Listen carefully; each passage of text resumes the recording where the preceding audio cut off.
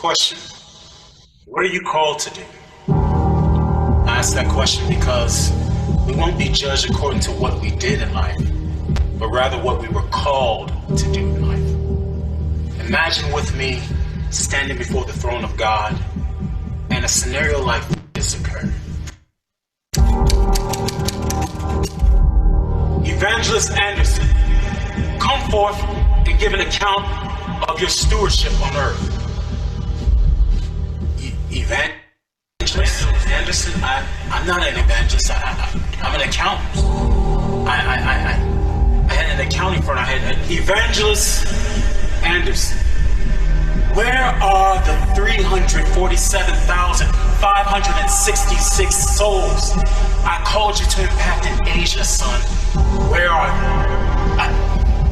I'm an accountant. I had an accounting firm. I help churches. I help ministries with their finances, son.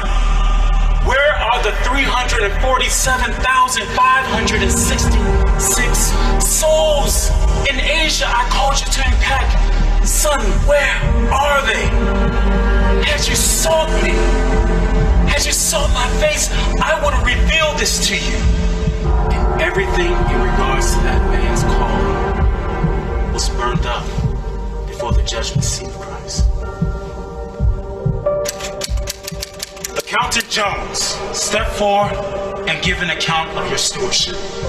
Accountant Jones? No, I'm not. I pastored for 35 years. I had a membership of 750 people. Accountant Jones, I called you to the marketplace. Had you done this, you would have significantly impacted 2 people.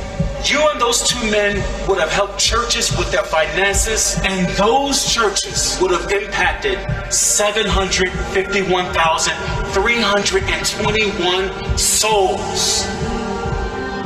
If you would have sought me, I would have revealed this to you. And again, in regards to this man's calling, everything he's done in life would be burned up before the judgment seat of Christ.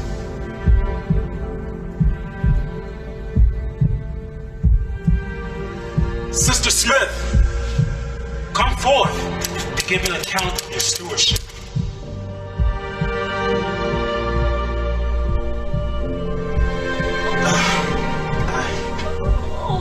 I only raised 3 children.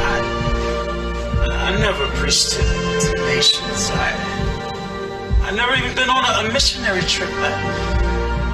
I only tried my hardest to raise my children in your way.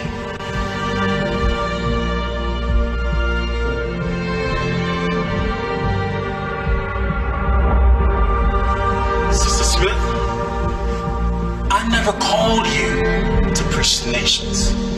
I never called you to go to other countries on missionary trips. I called you to raise 3 children. And let me show you the 1,579,541 souls those 3 children impacted. You sought me and you heard my voice. You were obedient to my call. Well done, my good and faithful servant. Enter into the joy of your Lord.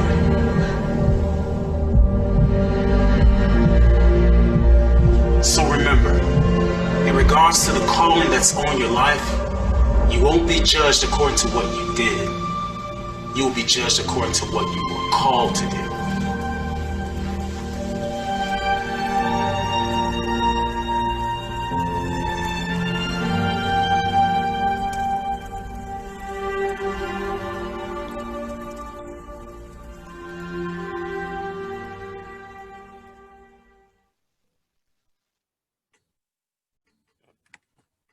Ok. Seu áudio está desligado. Deu para todo mundo ver? Sim? Ah, tá. Ok. Sim. Tá bem, pastor. Então é isso, gente. Encerrando a primeira parte aí. Lembre-se sempre desse filme. Depois eu vou mandar para o WhatsApp de vocês. E aí vocês podem ver de novo com mais calma. Tá bom? Então vamos lá, vamos passar agora para a terceira aula e o pastor vai iniciar. Então, pode começar, pastor, fica à vontade. Ok. Deixa eu abrir aqui. Só um minutinho aqui, gente.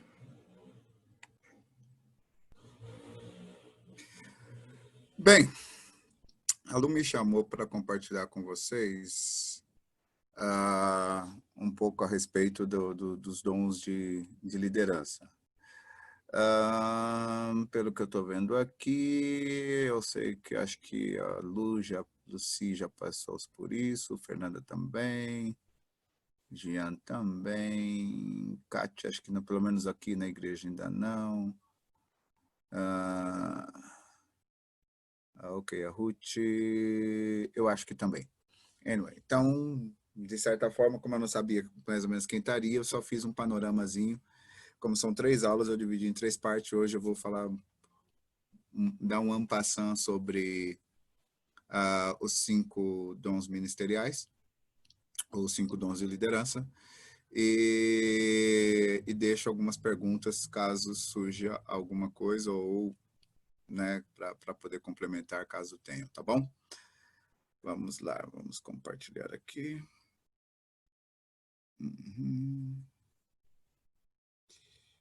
Ok.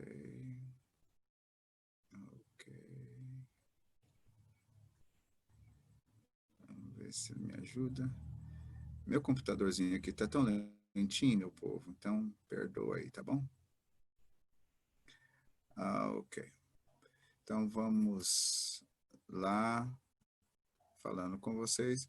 Então, primeiro coisa que eu quero pontuar, né, é o seguinte, que os dons de liderança... Opa, cadê?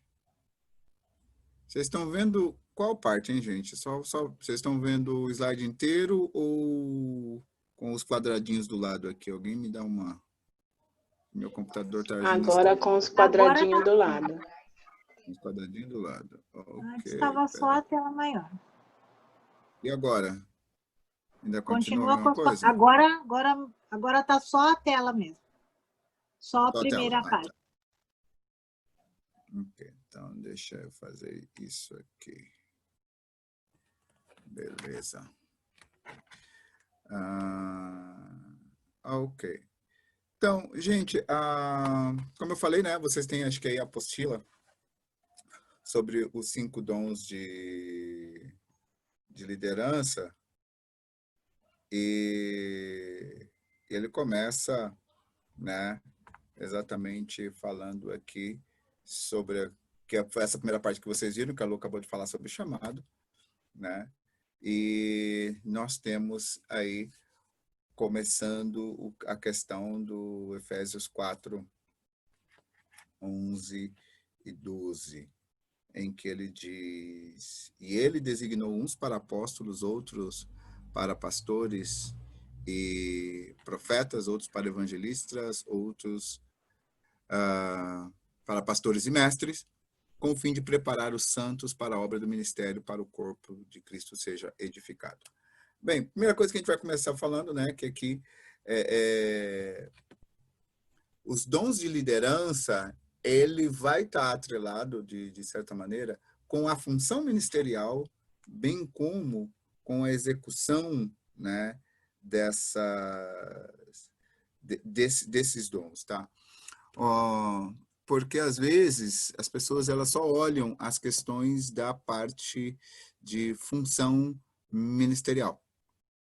E aí, então, ele designou uns para apóstolo, aí o cara só acha que o apóstolo é aquele cara que foi ungido lá, e etc e tal, ou profeta, e tudo mais, e que tudo isso é indicado. E a ideia aqui é a gente poder perceber, como a gente acabou de ver, inclusive, pela aula, eu vou julgar a partir desse vídeo que que a Lu passou para vocês como finalização do chamado, que você percebeu ali de que os diversos chamados, né, ele tem o chamado para o mercado de trabalho, ele tem o chamado para as diversas áreas e tem o chamado para dentro da igreja, ou para dentro do presbitério, vamos colocar assim.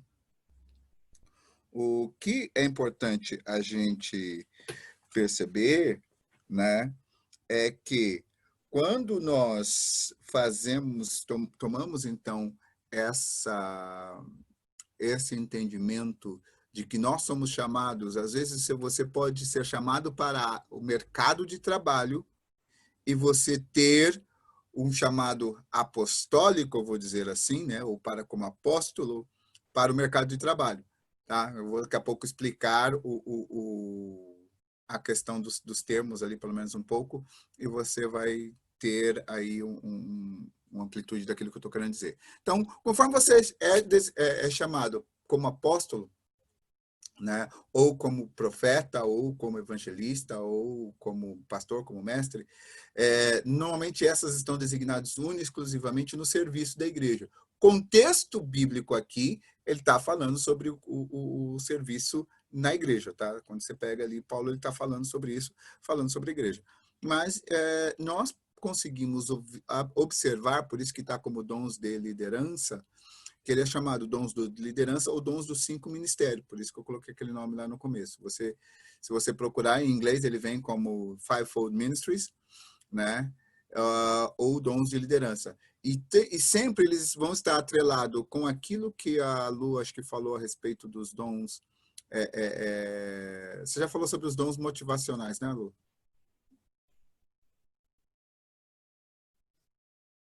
Não? Ainda não? Ok, é que seu áudio está desligado. Não explanei nada sobre dons agora. Falei só sobre o chamado, sobre tá. a diversidade de dons, mas não explanei nenhum em si. Tá bom. Só para eu poder saber onde é que eu posso falar, que eu tenho que explicar ou não. Então, primeira coisa, né? Tipo assim, existe a questão dos dons. Que são dons? Dons são habilidades dadas por Deus, né? Essa nossa visão a partir do cristianismo são habilidades dadas por Deus, ou capacitações especiais dadas por Ele, que está atrelado ao seu chamado.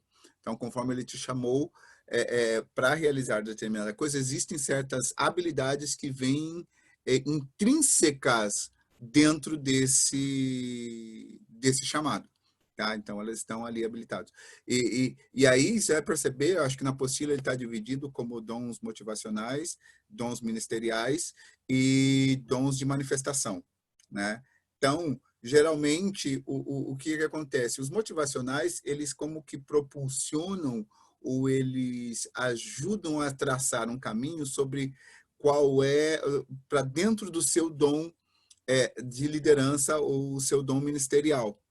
E os dons de manifestação aqueles que vão ferramentar a execução desse chamado. Tá? Então, de maneira bem en passant mesmo, seria isso na questão dos dons.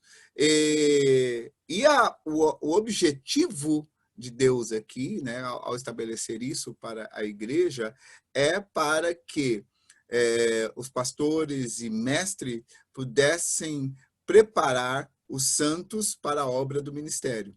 Ou seja, ser líder, e aqui trazendo para dentro da igreja, né, mas ser líder dentro do corpo, vou deixar mais amplo aqui, ser líder dentro do corpo é você ajudar as pessoas a estarem sendo aperfeiçoadas, né, as pessoas a estarem sendo desenvolvidas, restauradas, para o trabalho do ministério. Então, meu papel, por exemplo, como pastor, é poder auxiliar para que cada um daqueles que são membros da igreja possam desenvolver-se para aquilo que Deus chamou a pessoa a fazer. Né? Daqui a pouco a gente vai parar um pouquinho aqui sobre esse aperfeiçoamento, mas só para a gente poder ter essa visão inicial. Então, você vai ser preparado para aquilo que Deus te chamou para você poder fazer. e conforme Deus te chamou, ele te deu instrumentalização, ele te deu ferramentação para que você possa fazer aquilo que ele te chamou. Então, o motivo pelo qual Jesus ele deu os dons de liderança na igreja foi para esse aperfeiçoamento, né? O aperfeiçoamento, né, no texto em grego ali que Paulo utilizou, ele utilizou a palavra... Peraí, deixa eu aceitar uma aqui. Ele utilizou a palavra, né, katartismon. Tá? A palavra katartismon, no original do grego, ele traz a ideia, né, de significado, que é aquilo que te leva à condição de aptidão, né, ou do fitness, sabe? Aquela coisa do exercício que você precisa para poder estar com o corpo em forma. Então, se você quer, vamos dizer, correr a São Silvestre, você precisa entrar num programa de aperfeiçoamento da sua condição física para que você possa, então, participar daquilo. Aí é onde entra o katartismon, né? Ele tem também a ideia do restaurar algo que está quebrado. Alguém abre para mim aí esse texto de Mateus 4:21, para que a gente possa seguir aqui. Mateus 4:21. Posso ler? Pode. Indo adiante, viu outros 2 irmãos, Tiago, filho de Zebedeu, e João, seu irmão. Eles estavam no barco com seu pai, Zebedeu preparando as suas redes. Jesus os chamou. Sim. Esse texto aí, essa palavra, eles estavam no barco preparando a rede, você vai ver que tem uma versão que ele diz o seguinte, eles estavam no barco reparando as suas redes, né? Eles estavam consertando. Provavelmente aquela coisa com os peixes e o tempo, então eles estavam lá dando aquela tecida para que ela pudesse estar na forma necessária para continuar fazendo aquilo para o qual a rede foi feita, né? Então, o aperfeiçoamento dos santos é exatamente isso, é restaurar, é preparar, né? Ele traz a ideia de completar o que está incompleto. Leia agora o Lucas 6:40 para nós.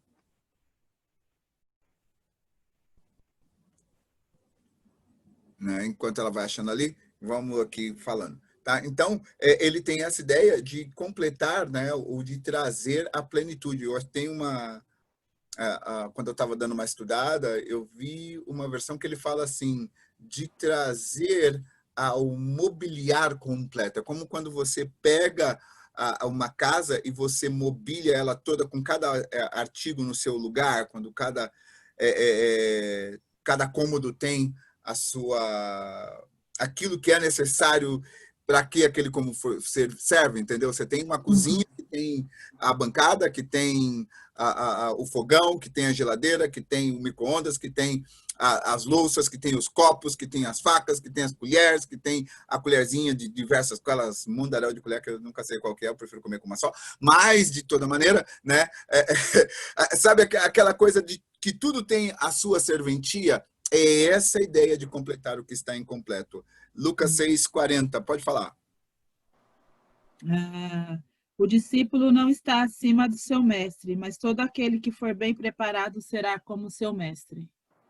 Todo aquele que está bem preparado. Eu não me lembro se é na NVI ou se é no King James, ou ele diz o seguinte, todo aquele que foi bem treinado, bem aperfeiçoado, ele vai ser como seu mestre. Alguém chamou? Bem instruído, no meu está escrito. No meu está, os discípulos não está acima do seu mestre, todo aquele, porém, que for bem instruído, será como o seu mestre. É exatamente essa ideia de você instruir, de você dar ali capacitação, né? Você vai ver que aqui em Romanos 9, 22 e 23, é quando ele está falando sobre os vasos que foram feitos. Ele fala, na casa tem vaso para honra e vaso para desonra. Quem sabe Deus não pegou, né, esses ímpios para poder prepará-lo para esse tempo, né? Então, é essa ideia do preparo, de completar para um propósito, para um desígnio específico. Então, o processo, como a Lu colocou para vocês no começo do chamado, o processo é essa descoberta do chamado. O processo é esse, você entender o que ele te chamou para fazer. E aí, uma vez que você entende o que ele te chamou para fazer, as demais coisas elas vão se encaixando para completar isso.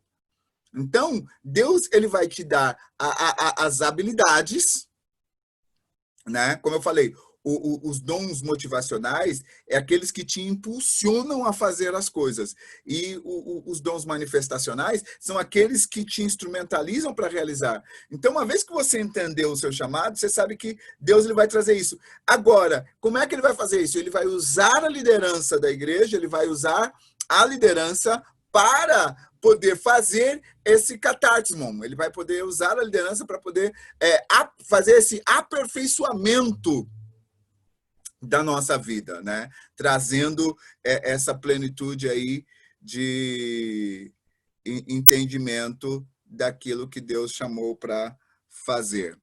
Ok, deixa eu ver. Opa, não vai? Why not?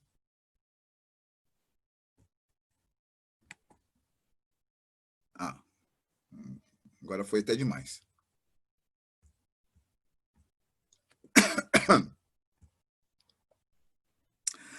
Oh, Jesusinho amado, querido. Onde é que eu parei? Aqui. Aqui. Vou pegar esse daqui. Peraí. Não salvei isso aqui. Deixa eu só salvar um negócio aqui, gente. Peraí.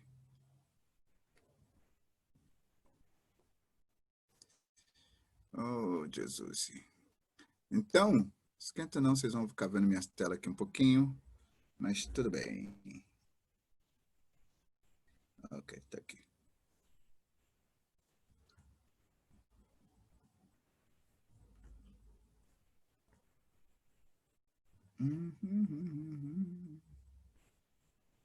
Ok.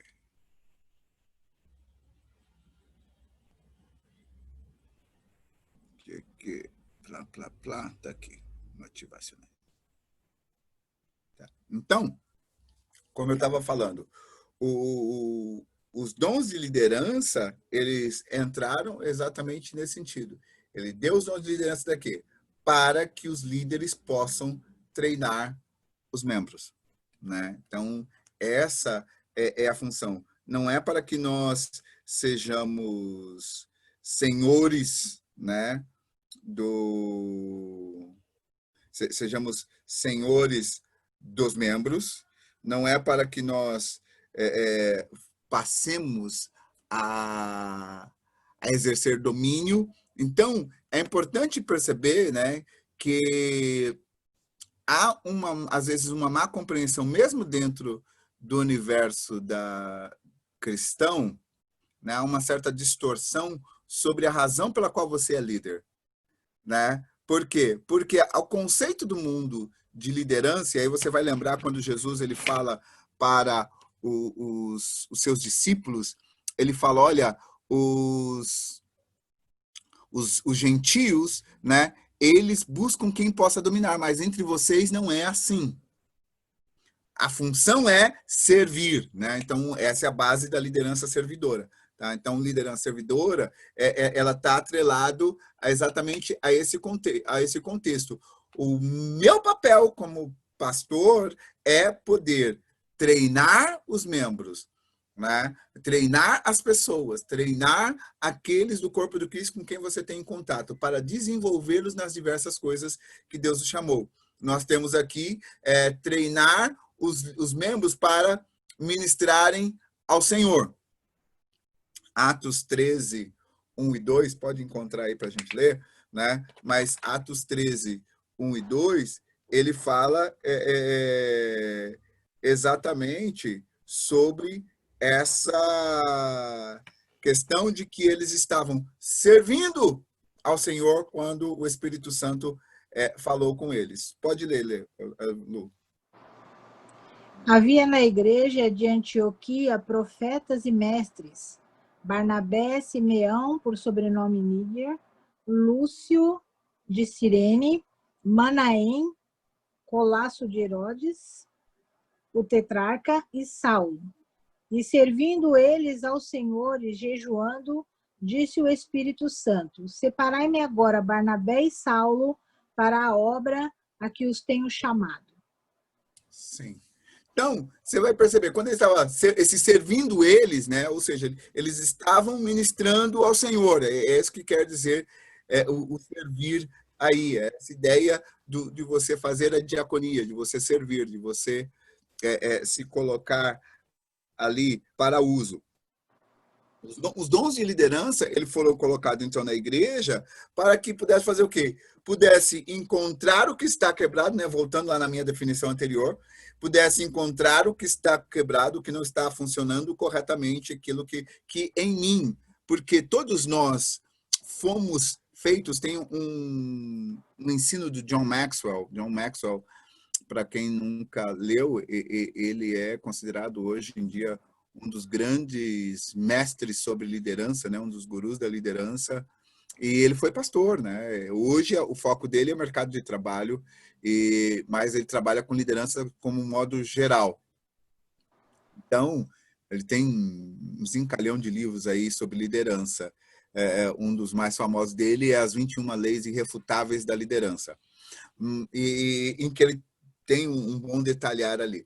Mas o que é importante a gente entender, né, e perceber é que o líder, ele foi colocado na vida do membro, ou foi colocado na vida do liderado, falando para aqueles de vocês que talvez tenham o chamado para o mercado de trabalho. Você foi colocado na vida do seu filho, né? Para quem é professor, na vida dos seus alunos, para que pudessem ajudar a eles tomarem conhecimento do que Deus os chamou para fazer, do que Deus imbuiu dentro deles, e consertar aquilo que está desproposital, aquilo que está fora do propósito de Deus, aquilo que Deus pode colocar ali dentro e arrumar isso. Então, esse preparar e equipar para que eles possam fazer essa obra, que é ministrar ao Senhor, ministrarem uns aos outros. Aqui no Novo Testamento a gente é bem familiar com esse Atos 2, 44 a 46, né? Podem ler aí, por favor.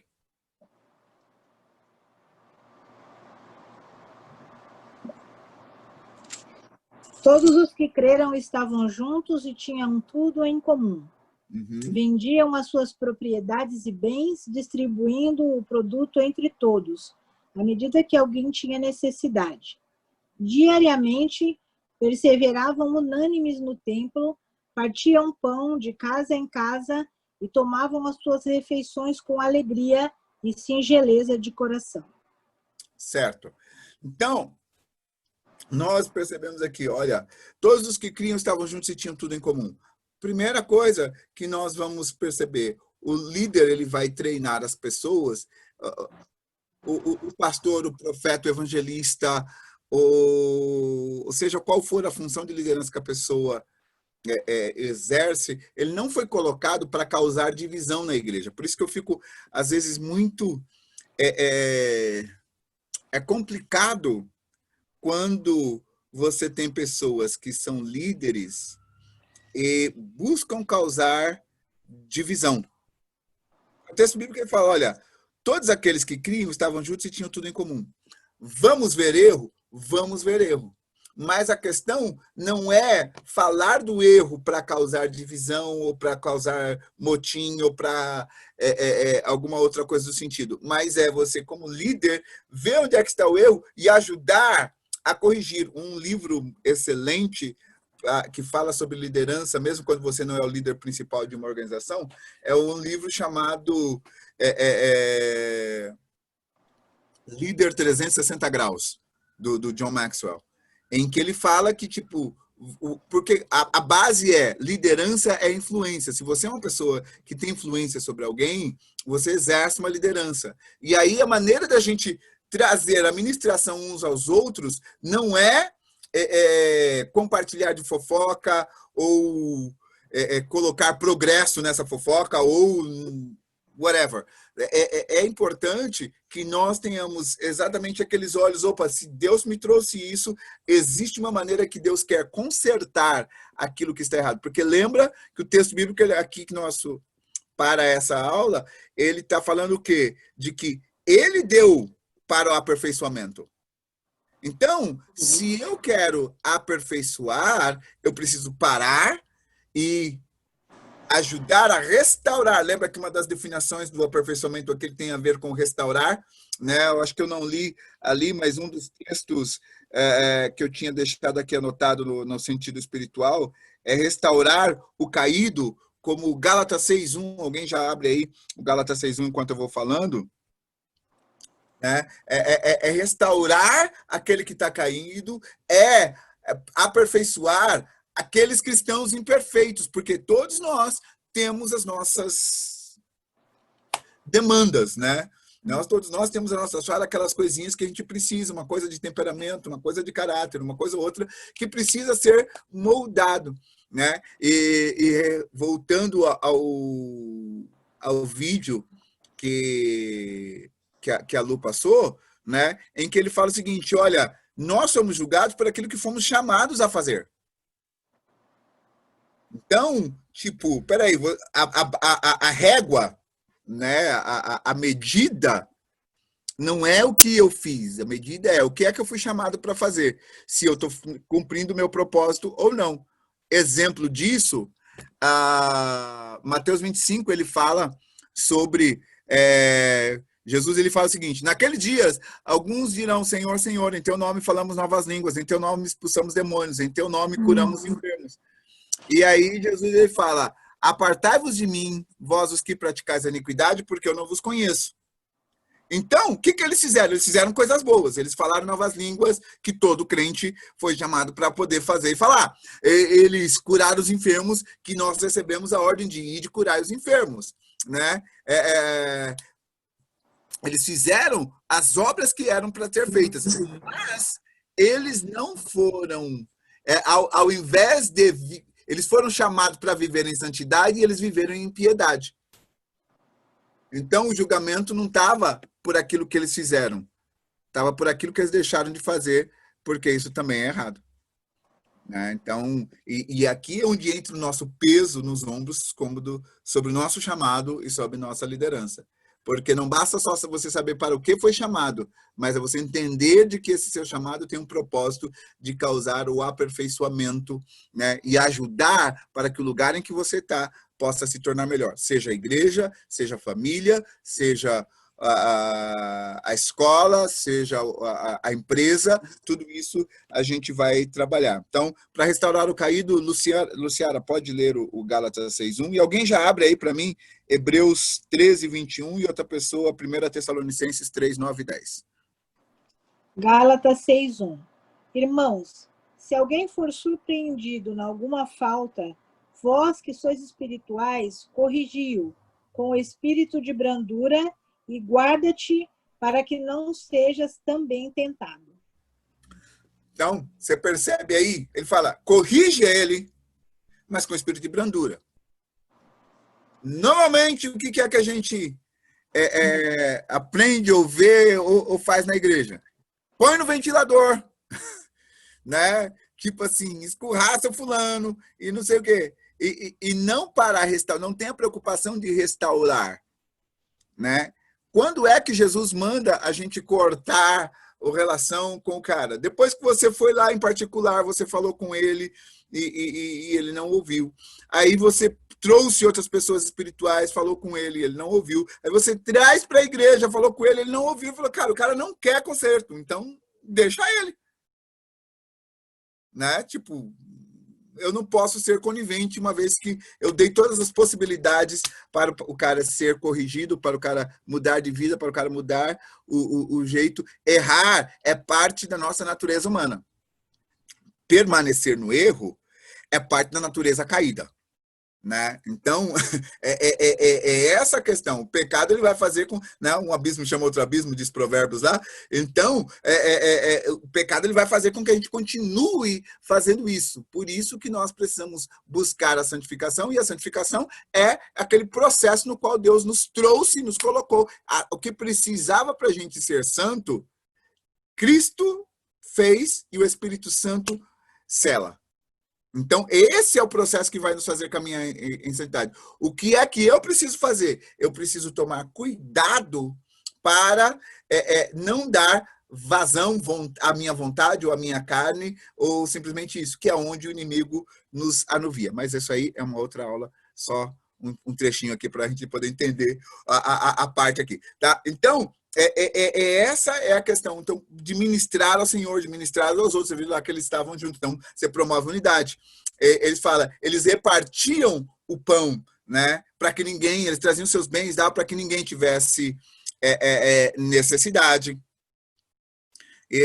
Que é esse cuidado, como é que você ministra ao outro. Quando você vê ele numa necessidade, você vai lá e faz para cuidar, para que ele não tenha a necessidade.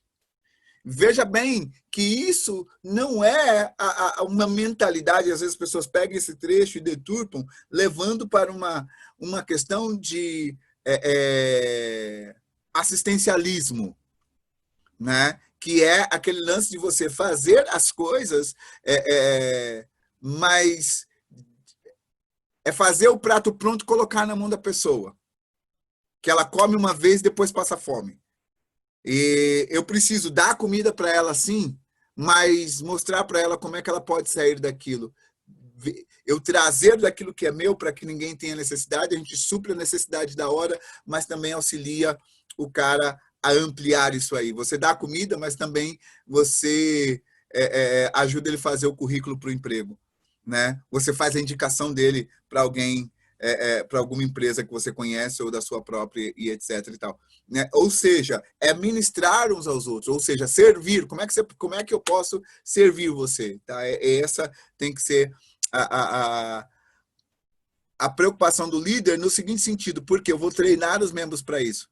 Então eu tenho que fazer e também ensinar o outro a fazer, né? Porque as pessoas vão aquilo que Paulo fala para Timóteo, aquilo que você viu de mim, você ensina para homens fiéis, para quem ensina para outros fiéis, né? A base do discipulado aí é exatamente essa. Em terceiro lugar, para ministrarem ao mundo. Então, Atos 2, 47, e depois já o 16, 15 a 20. Podem ler, por favor. Ok. Anybody?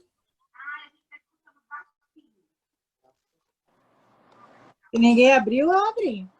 Ok, pode abrir. Pode falar então, Lu. Atos 2, 47. Louvando a Deus e contando com a simpatia de todo o povo. Enquanto isso, acrescentava-lhes o Senhor dia a dia os que iam sendo salvos. Ok, enquanto eu comento aqui Atos 2:47, a Lu vai abrir o 15, 20 de Marcos. Marcos, capítulo 16, versículos 15 a 20. Já está. Tá. Então, no 2:47 ele fala, olha, eles caíam na graça do povo, né? Ou seja, eles recebiam simpatia, o povo tinha simpatia por eles. E é triste quando nós vemos no dia de hoje em que, por determinadas ações e comportamentos de líderes cristãos, né, a igreja deixou de cair na graça do povo.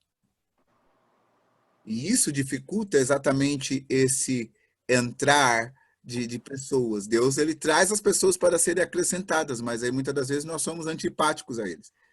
Nós, porque eu fui criado não falando com as pessoas, eu não cumprimento ninguém, eu não falo com ninguém, eu não dou atenção para ninguém.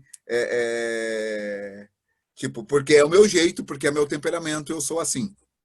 Tá, mas se o meu jeito, o meu temperamento e o meu ser assim não cumpre essas três funções que a gente colocou aqui, ministra ao Senhor, ministra um ao outro e ministra ao mundo, eu estou vivendo aquele do meu propósito. E eu preciso ser consertado, né? Preciso ser consertado no sentido de entender que Deus, ele está me aperfeiçoando. E aí a gente começa a ouvir, sabe aqueles momentos quando você começa a ouvir um monte de palavra que parece que é repetida?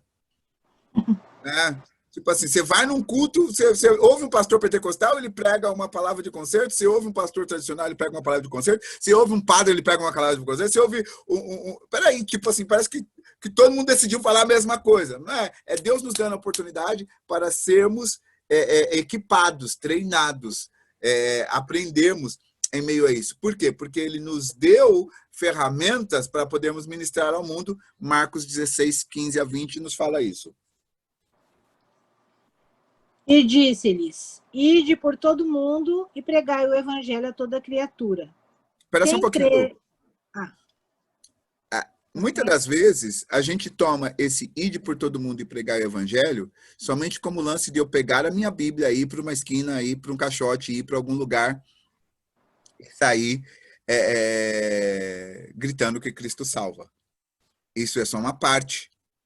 Porque o pregar o evangelho, ele também é pregado. Vamos trazer a regra as leis da comunicação. A comunicação, ela é 7% aquilo que você fala.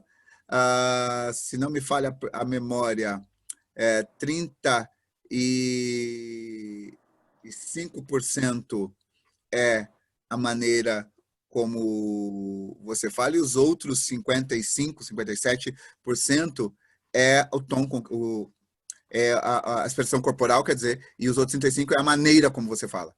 Então, se eu prego o evangelho, mas a partir do momento de arrogância, ao invés de servir, eu não vou estar servindo ao propósito pelo qual ele me mandou ir e pregar o evangelho a toda criatura. Pode continuar, Lu.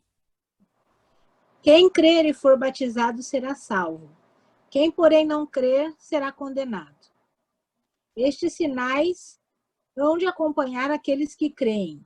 Em meu nome, expelirão demônios, falarão novas línguas, pegarão em serpentes e, se alguma coisa mortífera beberem, não lhes fará mal.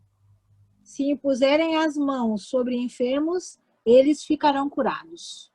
Tá. E aí você vê, né? Lembra que eu falei sobre os dons manifestacionais, eles acompanham o chamado. Então, essa é o que ele vai fazer, né? Através disso. Porque você não tem que forçar. Quando ele fala, olha, quem crê, né? Será salvo. Quem não crê, vai ser condenado.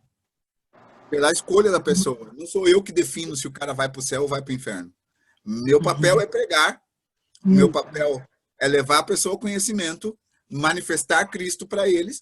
Agora, quem vai condenar ele ou não é a escolha que ele faz.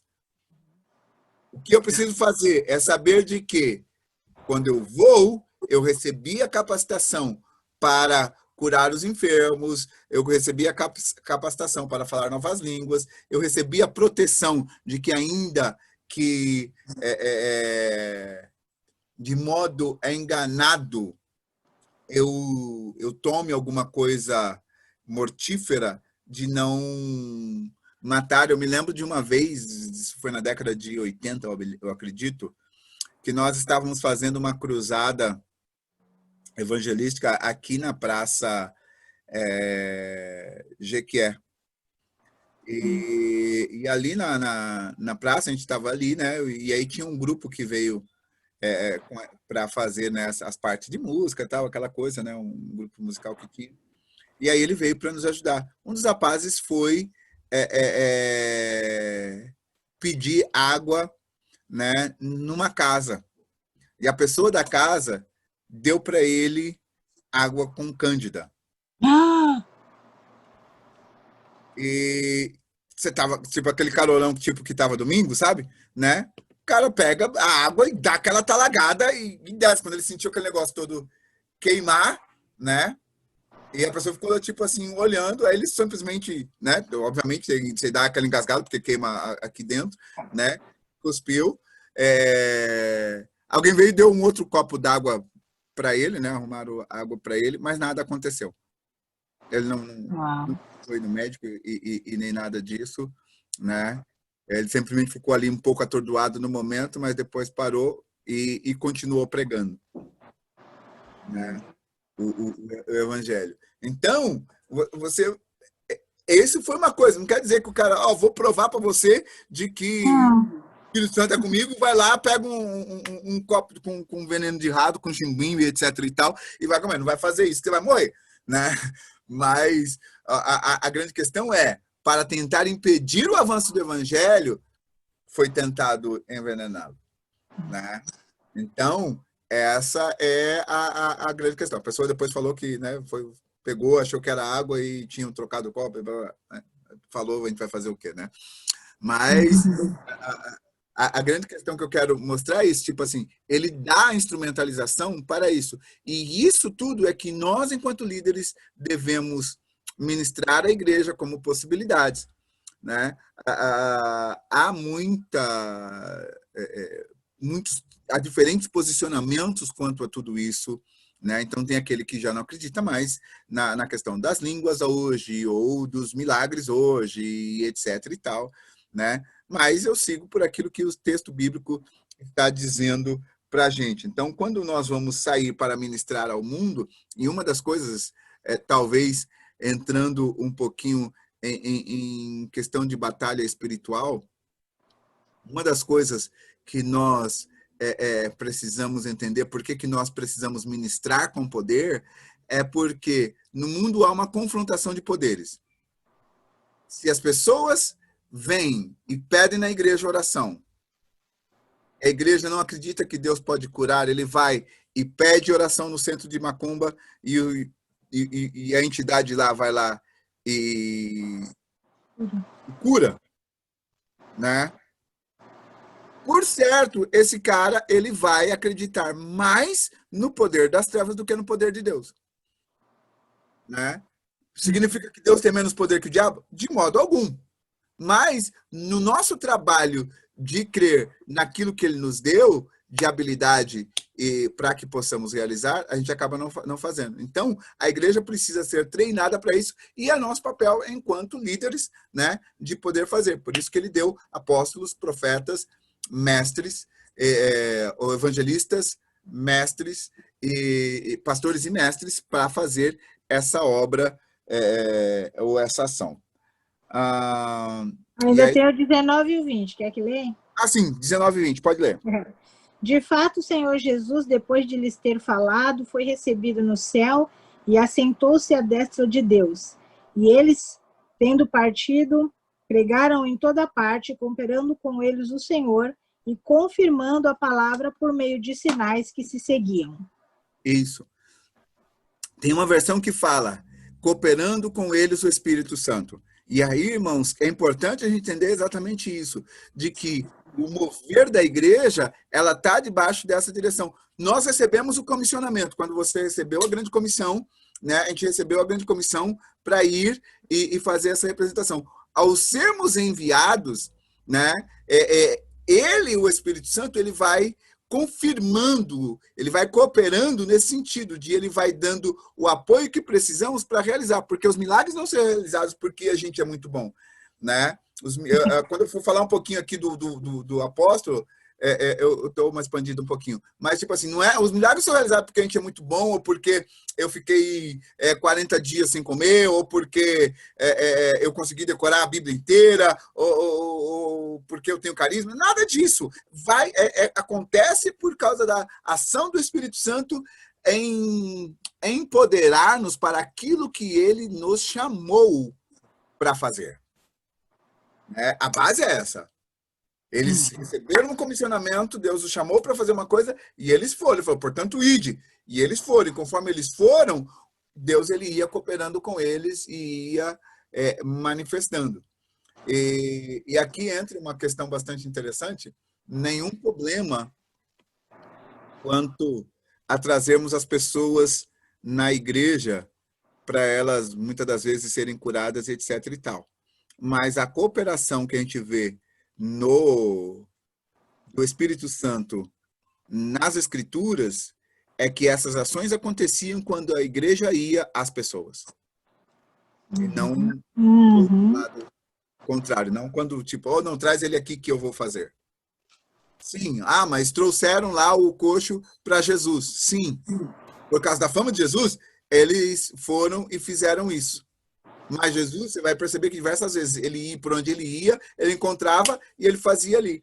Então, muitas das vezes, a gente fica com medo, às vezes, né? E porque a gente foi ensinado assim, tá? Não faz nada demais. A gente fica com medo, às vezes, de fazer ou de falar ou de agir nessa fé quando a gente está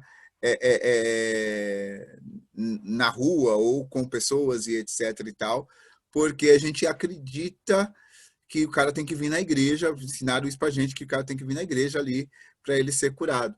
É por isso que eu aprendi a fazer aquela coisa. Se você me pede oração, eu tô na rua, eu oro ali naquela hora mesmo na rua, porque, tipo, eu sei que se eu for deixar para orar quando eu chegar em casa, eu vou esquecer. Então é melhor eu orar no momento do pedido de oração.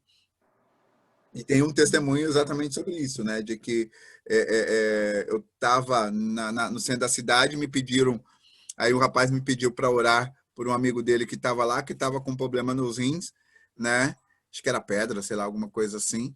E aí eu conversei um pouco com o rapaz, falando sobre Jesus, e impus as mãos sobre ele, né? Onde estava com a dor, orei e fui embora. Quando eu voltei, aí quando eu encontrei depois de novo com ele, né? Eu perguntei, e aí, como é que tá o seu amigo, né? Foi no médico, que deu? Ele falou, não, pastor, eu tenho inclusive que contar a benção para você de que o rapaz estava desviado, né? Aí, porque eu orei por ele ali no meio da rua mesmo, né? Na porta da loja lá que a gente estava, né? Eu orei por ele ali. Ele disse que a dor passou, foi no médico, né? O problema que ele estava no rim tinha passado também.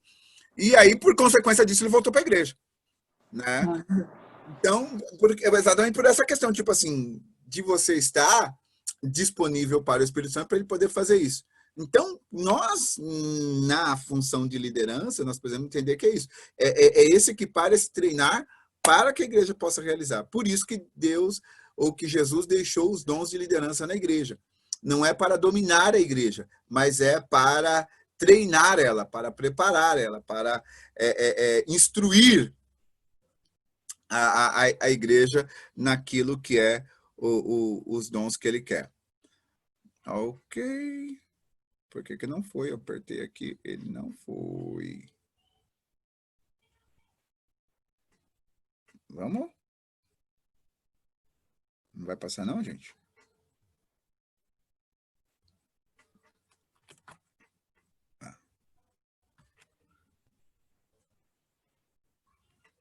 Estou falando, esse computador aqui, meus amigos, eu preciso...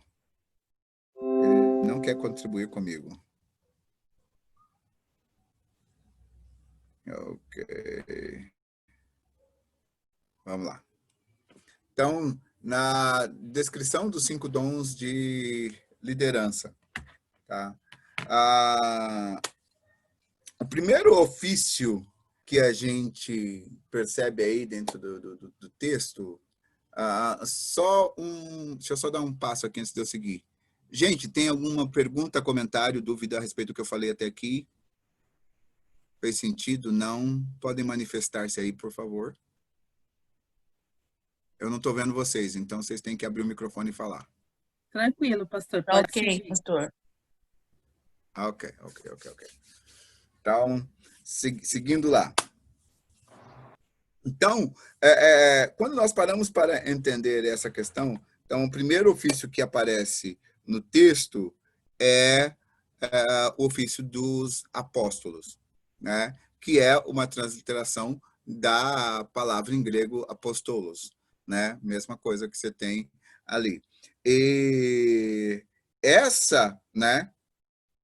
É importante a gente entender que, primeiro, apóstolos em si, eles não são dados por homens, né? Não são constituídos por homens. Você vai perceber que a Bíblia fala assim, e ele mesmo deu. Então, é uma das características dentro desses 5 dons de liderança, que é um chamado da parte de Deus. Não é aquela coisa, eu olhar, olha, a Luciara tem cara de apóstola, então vou consagrar ela apóstola e isso. O chamado que Deus tem sobre a vida dela vai exercitando isso. E aqui existe uma questão que precisa entender. Então, há uma doutrina que declara o seguinte, de que os apóstolos terminaram com a morte dos 12. Acho que João foi o último. Né? Eles colocam, tipo assim, os apóstolos terminaram com a morte dos 12. Então, e aí que não existem mais apóstolos, né? Que foram só aqueles 12 que Jesus chamou ali e fez isso. Quando nós olhamos o Novo Testamento, a gente vê pelo menos uma designação de pelo menos, acho que no mínimo uns 24 pessoas ali com o título de apóstolo, né? Ou com a referência como apóstolos a partir do contexto que eu vou falar daqui a pouco. Né? Então, eu particularmente, eu acredito no dom apostólico. Não tem, talvez, o apóstolo, ele não vai ter os apóstolos de hoje não são para escrever coisas novas ou estabelecer doutrinas novas ou qualquer outra crendice que tem por aí. Mas eles vão trazer aquilo que Deus estabeleceu. Por quê? Porque o papel deles é esse de guardar a igreja, é esse de mostrar, né, o caminho certo da palavra, pontuar ou levar as pessoas a Jesus.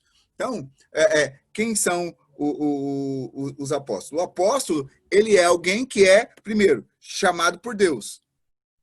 A igreja reconhece a vocação ou o manto apostólico sobre ele, a igreja reconhece? Sim, porque você vai perceber a partir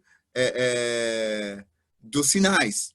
Porque o apóstolo ele foi chamado exatamente para poder trazer aquilo que Deus colocou. Uma coisa interessante que esse termo aqui, né, o Espírito Santo é ele quem estabelece, né, o chamado apostólico ou o apóstolo na igreja. Dentro das diversas traduções na Bíblia a respeito dessa palavra apóstolo, por exemplo, 2 vezes ela aparece como mensageiro. Então, ó, deixa eu ver se eu anotei aqui os textos. Sim. Abra 2 Coríntios 8, 23 e outra pessoa, Filipenses 2, 25. Tá? O apóstolo, né, uma das primeiras, ele é como mensageiro e outra como enviado.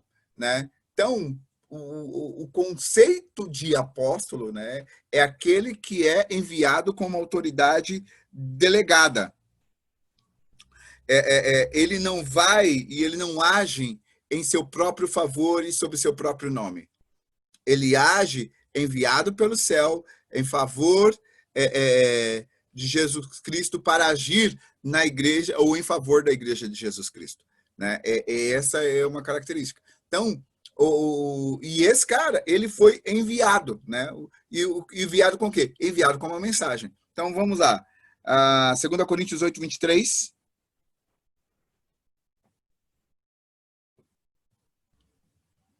Anybody? Eu estava parada no 8 e eu me estava perdida. Pode ver. Quanto a Tito, ele é meu companheiro e cooperador entre vocês. Quanto a nossos irmãos, eles são representantes das igrejas e uma honra para Cristo. Numa outra versão, ele diz, ele é mensageiro, né, das igrejas. Tá? Então, esse representante é exatamente isso. Ele foi enviado com uma mensagem a partir da igreja. Vai lá, Filipenses 2, 25. Contudo, penso que será necessário enviar-lhes de volta Epafrodito, meu irmão, cooperador e companheiro de lutas, mensageiro que vocês enviaram para atender às minhas necessidades. Então, a palavra usada por Paulo em ambas as situações aí, apóstolos.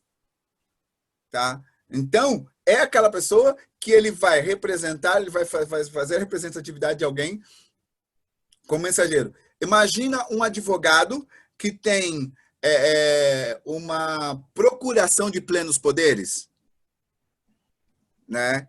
O que é que esse advogado faz? Ele age para defender os interesses daquela pessoa que lhe deu a procuração, mas ele não age em nome dele. Ele age em nome da pessoa que lhe deu a procuração. Ele tem autoridade, ele recebeu uma autoridade delegada. Então, por exemplo, a Luciara, ela está nos Estados Unidos. Então, tudo que ela precisa resolver aqui no Brasil em questão da sociedade brasileira, vamos supor, ela deixou a Lucy como procuradora. Aí, o que acontece? Qualquer coisa que precisa representar a Luciara, com aquele documento na mão, a Lucy vai lá e pode falar em nome da Luciara, mas defendendo os direitos e os interesses da Luciara, e não os interesses dela mesma. Assim é o apóstolo. O apóstolo, ele foi enviado da parte de Deus para defender os interesses de Jesus Cristo e agir em favor da igreja de Jesus Cristo, que é o seu corpo, né? Como a gente sabe muito bem, né? Então, como eu falei, o apóstolo não age em seu favor, ele foi delegado pelo céu como representante da Trindade, ele é ungido pelo Espírito Santo para agir... Okay. Ele é ungido pelo Espírito Santo para agir em favor da igreja de Jesus Cristo, né? 78 vezes aparece dentro dessa terminologia, dentro dessa condição em de que apóstolo, ele aparece como o enviado, alguém que foi enviado.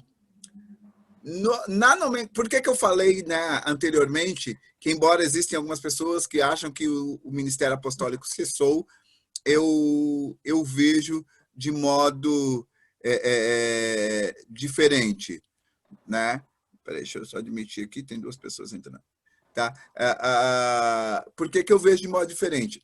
Porque, por exemplo, quando você pega um missionário, a palavra missionário é aquele que também foi enviado a uma missão, né? Então, eu não posso ser missionário, e aí é uma outra coisa que às vezes na igreja de Cristo acaba sendo isso, né? Que você tem aqueles missionários como título, como cargo apenas, e não como a função real do missionário, que é o ser enviado. Então, missionário é aquele cara que ele é enviado para realizar uma determinada obra. Tá? Missionário, a tradução é a mesma, enviado, então, que daria a mesma coisa com o apóstolo. Porque o que o missionário faz? Ele vai, ele prega, né? Ele faz o papel de evangelista, ele pastoreia, porque ele cuida das pessoas, ele ensina, faz o papel do mestre, ele tem uma palavra profética para o lugar, que muitas declarações ele faz, né? E isso acontece, e ele levanta líderes, né, funções, e guarda, né, aquela doutrina, guarda as pessoas para que elas permaneçam. Então, quando você olha para essa função que o missionário está realizando, é exatamente a função do apóstolo, né? Então, ele está ajudando isso. Não se tinha um nome. Hoje você tem movimento apostólico, aí os caras têm diversas posições. Essa é a maneira como eu enxergo a partir daquilo que eu vejo nas escrituras, tá bom? Você tem todo o direito de divergir, mas é a minha maneira de interpretar aqui a partir daquilo que eu vejo escrito. E aí, por quê? Porque o apóstolo, ele, embora ele seja um alto cargo dentro da igreja, vamos colocar assim, ele não é o cara que manda na igreja. O dirimidor daquilo que a igreja acontece, tem que ser, é a palavra de Deus. Entendeu? A palavra, ela é essa base que nos dá essa possibilidade. Então, ontem a Lu falou na aula de intercessão, né, sobre o sacerdócio. Exatamente essa entender isso. Todos nós temos o acesso a Deus, temos a liberdade diante de Deus, mas Deus ele estabeleceu alguns ministros, ele estabeleceu líderes para que pudesse nos conduzir até isso. Então, por isso que eu acredito no ministério apostólico nesse sentido, tá? De que Deus ele pode levantar. E aí, tipo assim, eu já não faço mais questão de nomenclatura em si, mas você começa a observar que as funções que a pessoa exerce está atrelada ou está ligada exatamente a essa situação. Então, e para fortalecer essa questão de que, tipo assim, o apóstolo, ele não... ele tem autoridade delegada, ele não fala em seu nome próprio, ele não ascende acima de Deus, né?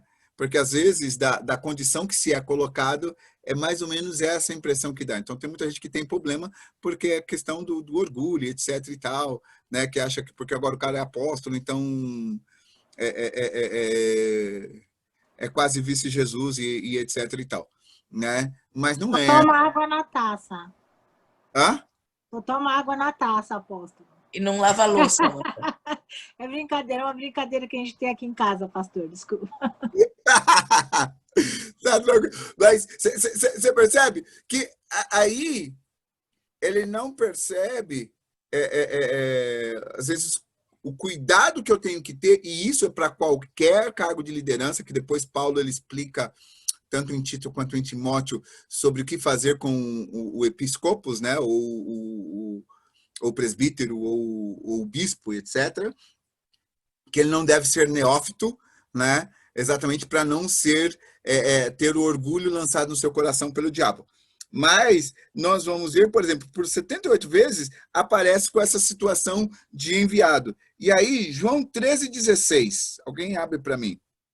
Você vai ver que ali em João 13,16, Jesus ele diz o seguinte, que o enviado, né, a pessoa que foi enviada, ela não é maior do que aquele que enviou.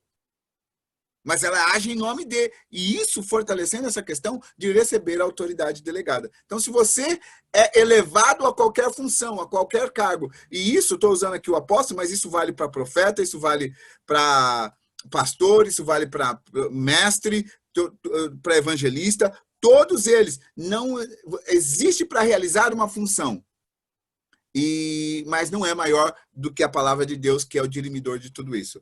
Pode ler, então, João 13,16. E outra pessoa já deixa preparado Lucas 10,19. Na verdade, vos digo que não é o servo maior do que o seu senhor, e nem o enviado maior do que aquele que o enviou. Isso. Por quê? Porque ele é representante daquele que o enviou. Ele tem autoridade delegada. Lucas 10,19 é quando Jesus envia os 72. Né? Capítulo 9, ele envia os 12. 10,19, ele envia os 72 discípulos. Lê lá o que está escrito. Eu lhes dei autoridade para pisarem sobre as cobras e escorpiões e sobre todo o poder do inimigo. Nada lhes fará dano. Eis que eu vos dou autoridade. Essa autoridade é autoridade delegada. É o termo exousia, né? Que você recebe uma autoridade para agir em nome de. Então, o poder para pisar serpentes e escorpiões, ou a autoridade para pisar serpentes e escorpiões, né, que dependendo, na analogia, alguns falam sobre as ações do diabo e dos demônios e tal, né, mas poder para pisar serpentes e escorpiões é a autoridade que foi delegada, porque você está agindo em nome de Jesus. Você está atuando ali, né, sendo representante dele. E aí você vai e realiza isso. Então, nós recebemos essa autoridade porque estamos em Cristo. Os apóstolos, né, como eu falei, então, uma vez que a gente já sabe quem são os apóstolos, o que é que eles fazem? Os apóstolos, eles guardam a igreja contra as falsas doutrinas e práticas, né? Então, a atenção dele, o cuidado dele, está em cuidar para que a igreja continue a estabelecer a sã doutrina. Não permite a igreja viver as falsas doutrinas. Esse é o cuidado que ele tem que ter. E aí, quando nós olhamos para isso, o que é que a gente espera de um apóstolo? Agora eu vou precisar de vocês aqui para a gente ler aqui os textos, né? Então, primeira coisa, nós vamos perceber que um apóstolo de Jesus, ele é aquele que tem um caráter de reverência a Deus, né? 2 Coríntios 12, 12. Pode ler aí, levanta a mão e lê.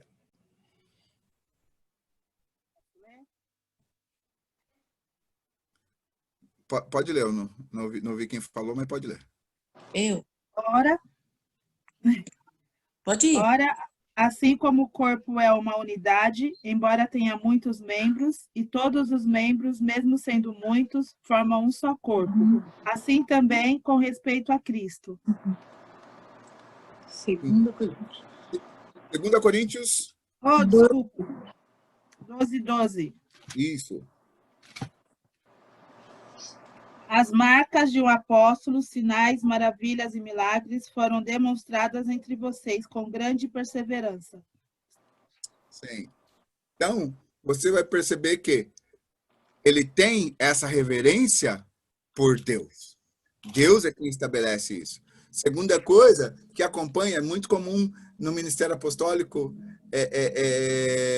porque, deixa eu só dar um passo para trás, porque o apóstolo, necessariamente, não é aquele que fica na catedral. É aquele que vai, porque ele foi enviado. Então, ele vai estar no meio das pessoas. Ele vai poder ministrar, ele vai levantar pastores, ele vai levantar líderes, ele vai fazer a obra.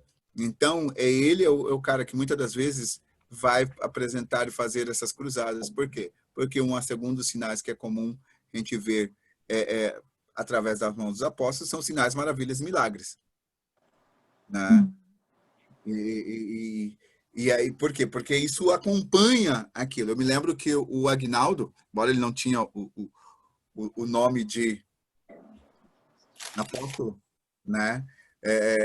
O Aguinaldo, quando ele estava na África, teve uma vez que eles foram para fazer uma cruzada em um determinado vilarejo lá em Moçambique.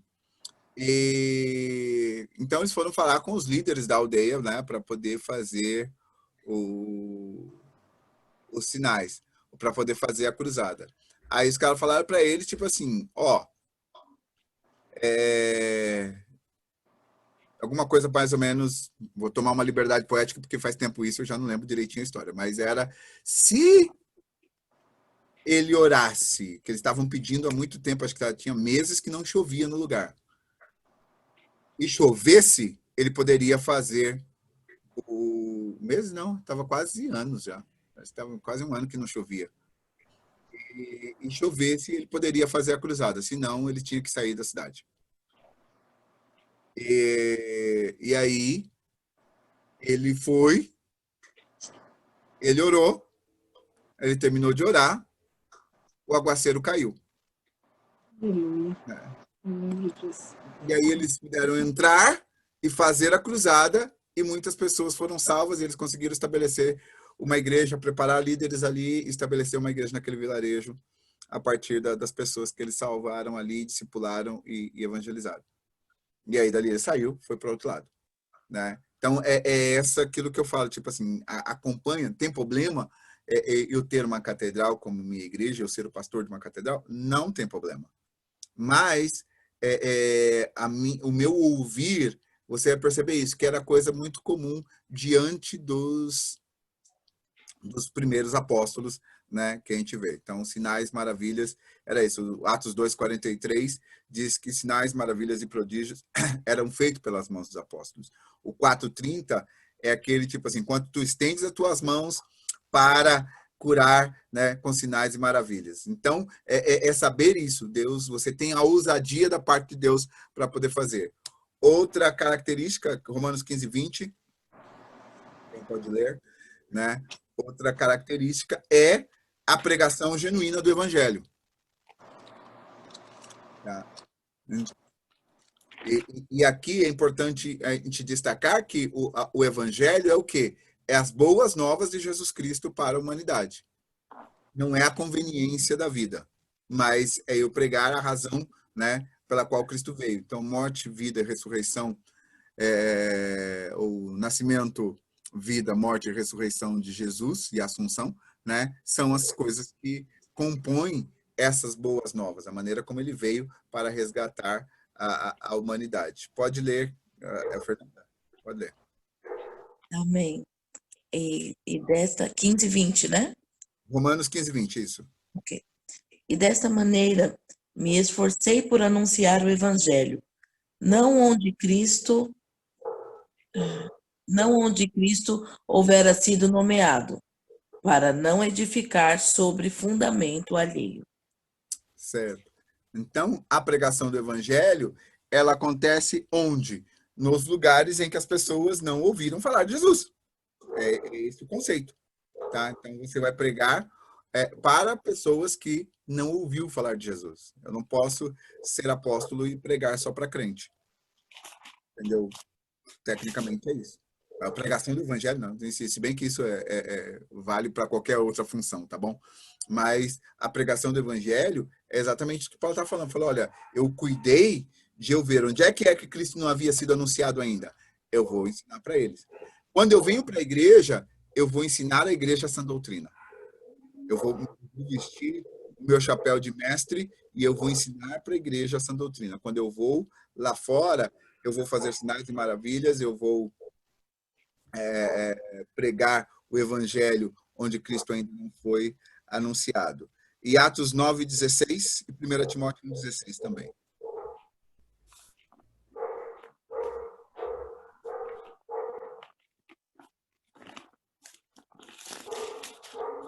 Podem ler?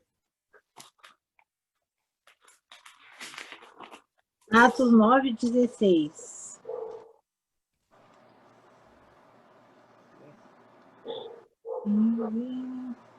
Pois eu li... Já falei. Tá. A outra pessoa leu o 1 Timóteo depois. Tá. Pois eu lhe mostrarei quando lhe importa sofrer pelo meu nome. Quanto lhe importa sofrer pelo meu nome? Quando Paulo foi chamado, o seu chamado, ele tem um custo. Ele tem um preço para você poder cumprir aquilo que ele te chamou para fazer.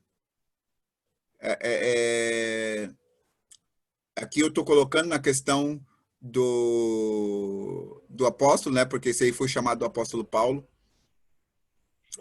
Mas, quando você tem um chamado, você vai ter um preço a pagar. E você precisa estar disposto a pagar esse preço, né? Principalmente o cara que é apóstolo, porque muitas das vezes você vai ser rejeitado, você vai passar por situações e você conhece a história de Paulo, né, em meio a tudo isso. Na verdade, todos os apóstolos, eles passaram pelos seus martírios em meio a isso. 1 Timóteo 1,16. Mas por isso mesmo alcancei misericórdia, para que em mim, o pior dos pecadores, Cristo Jesus demonstrasse toda a grandeza da sua paciência, usando-me como um exemplo para aqueles que nele haveriam de crer, para a vida eterna. Sim. E quando ele está falando sobre isso, ele está falando dos sofrimentos, dos naufrágios, está falando dos espancamentos, tudo aquilo que ele sofreu, das prisões que ele sofreu por causa de Cristo. Dentro da igreja underground, a igreja subterrânea chinesa, né, existe na China uma parte da doutrina que um dos batismos que eles falam, se não me engano, acho que são 5, né? E um desses batismos é exatamente esse do sofrimento, o batismo do sangue, né? Que é aquele que eles estão dispostos a morrer. E é interessante que nesses lugares em que a proibição do Evangelho, a demonstração da sua verdadeira conversão, ela vai estar atrelada a ter a sua vida atentada. Não sei quantos de vocês lembram do testemunho do Mussa, quando ele veio aqui na igreja, né? Então, ter essa disposição de ir por causa do Evangelho, de sofrer esse custo. Muitas das vezes, se está chovendo, a gente abre mão de ir para a igreja, de fazer o trabalho, de seguir o chamado, de visitar, de fazer, porque o tempo não é conveniente, né? Na época do apóstolo Paulo, a questão era chibatada, né, para isso. Gente, como o horário já deu, eu paro por aqui, tá bom? E aí na aula da semana que vem eu continuo a partir dos profetas, tá bom? Tá bom, pastor. Obrigada. A gente tem aí poucos minutos. Eu acho que quem tiver pergunta, dúvidas ou acréscimos vai precisar deixar para a próxima semana. A não ser que a gente feche, que a gente fique no particular, igual ontem. Aqui nós já estamos no particular. Eu não costumo postar. Eu só gravo e depois eu ponho no canal. Mas só um comentário, né, a respeito de quando o senhor estava falando do id. Não é? A palavra id, né, em grego, na verdade, ela é indo. Isso. Então, quando ele está falando isso, ele está dizendo, enquanto vocês seguem, enquanto vocês vivem, enquanto vocês, né, então façam discípulos. E então essa palavra id muitas vezes parece uma ordem. Pega suas coisas e vai. Mas quando a gente coloca isso no gerúndio, ele mostra o testemunho que nós precisamos dar todos os dias. O fazer discípulos todos os dias. O todos os dias cooperar com a conversão de alguém para levá-la ao batismo. Ou ensiná-la a ponto dela se tornar um discípulo de Cristo.